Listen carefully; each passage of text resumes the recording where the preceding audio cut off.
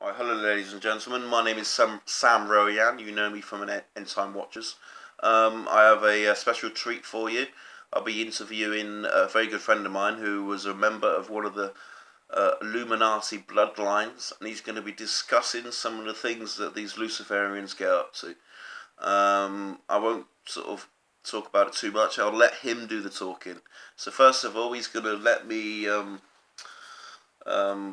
He's going to give me permission for the interview, and then I'm going to ask him a series of questions. So let me introduce you to Robert.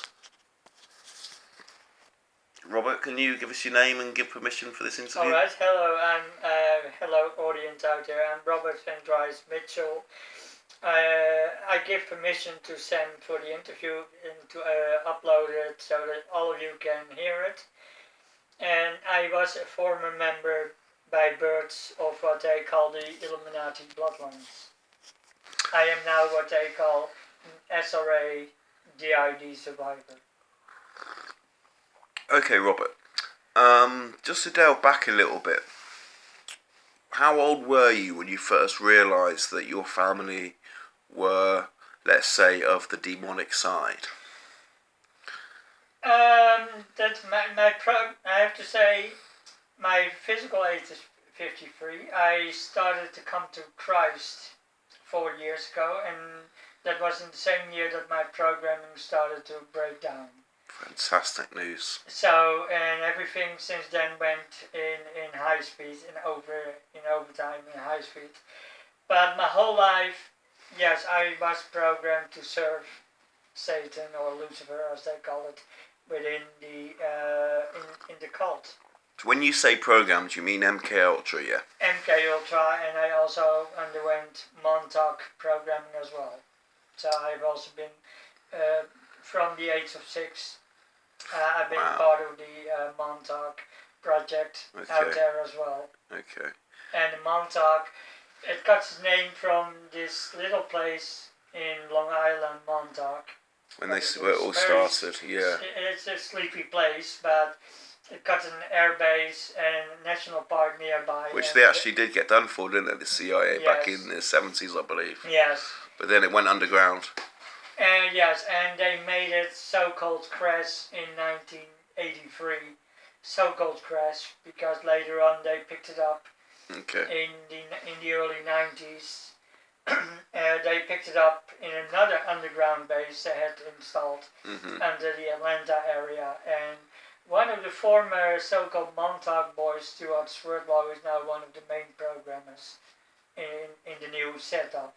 At the same time, they also set up another project called Malta, but stands for the Montauk Alsace Lorraine Time. There's some last name, but this base is under the Alsace-Lorraine mountain area, what is on the border of southern Germany with France. Right. And it is the same area where also... Of course, this was a Nazi invention, wasn't it? Yes. And it is the same area where the Rothschilds got also a very big castle, and what is also connected with another guy called Marquis de Liberaux. Right, okay. And Marquis de Liberaux plays apparently another role in my life, as we found out just I don't know much about him, to be honest with you. Okay. Now, I can refer to this to some of the writings that Dave Dye did, at least when he was still okay, when he wrote the book The Biggest Secret, but he's part of it. Yeah. Because other parts I disagree with the book, but with parts that he did with Arizona Wilder, I agree. Okay. And I don't know if you people that listening to you are aware about her, but she was what they call a mother goddess, and she was programmed as myself in order to serve the satanic hierarchy within the Illuminati for performing satanic rituals on the highest levels. Okay, talking about these satanic rituals, I take it the main ones happened on certain holidays, certain dates. Yes. They go by numbers, don't they? Yes. But what kind of can you tell us any people that we would know in the political field, rich famous people that you saw attend these satanic rituals? Apparently, I'm still being used, as we found out, on the astral level. Right, I don't get that. What do you mean by that? Now, we got the physical plane. Right. And you got also other planes above this physical. Okay, yeah, and we Paul all talks got what about they that. call in the Hindu an astral body. Right. Or energy body, if you like. And on that level, apparently, I'm still accessed up till now. So what do you mean in rituals? Yes. They can murmur your name. I was present in a ritual that brought for the last king, what happened on December 25th in 2015. While I'm under deprogramming and I'm under counselling. So right. I got so what do you do to try and combat this? Prayer? Daniel, before our counsellor, has developed certain strategies and prayers that he works with because obviously his clients. I remember talking to you a while back, and I remember you saying that you don't have a very good time on Christmas on certain holidays, and I wondered why, because you mentioned about because of the rituals you have a bad time. Christmas is one of those periods, or just before Christmas, and that was in part the movie Eyes Wide Shut all about. Of course, yeah. That showed only a little glimpse of what really happens. He showed 3 elements that he has been killed over. He showed the ritual going on, in this case indoor. What Stanley Kubrick. Stanley Kubrick was murdered for what he revealed. Yes. He was a Mason himself, a 33rd degree. Yeah.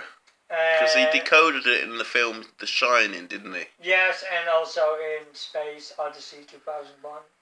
With his. Did he film? Did he film the moon landing then? I'm not sure with that movie. I've not seen the movie itself. Besides that, I heard it was about a computer on board of a spaceship. That's all what I heard. Okay. And besides an obelisk of some sort. Okay, never mind that. Let's get to some more serious issues, if you don't mind, Robert. These satanic rituals.